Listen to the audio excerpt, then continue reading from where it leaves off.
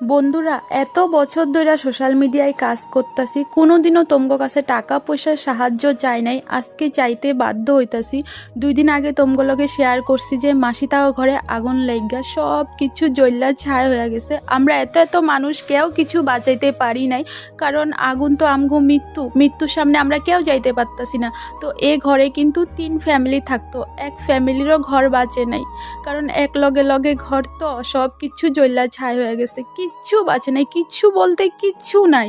শুধু পরার জামার কাপড় নিয়ে বাইরে আসলো, ওই পরার জামা কাপড়ে আছে, আর কিচ্ছু নাই। একটা সংসারে যে কত জিনিসপত্র, কত কষ্ট করে জিনিস করতে লাগে, কিন্তু চোখের সামনে সব এক নিমিষে শেষ হয়ে গেছে। তো প্লিজ তোমরা যে যত পারো 5 টাকা 10 টাকা, এই সময়ে যদি 5 টাকা 10 টাকা কইরাও তোমরা দাও বহুত, কারণ হাজিরা কাজ কইরা খাওয়া মানুষ।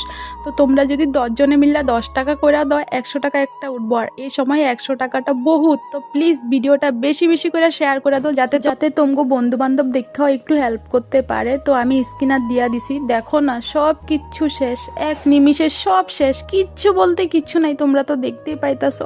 তো প্লিজ তোমরা একটু সাহায্য করো, আর ভিডিওটা বেশি করে শেয়ার করে দাও, আর কে কত টাকা পাঠাইছো এটাও কমেন্ট করে জানাইও।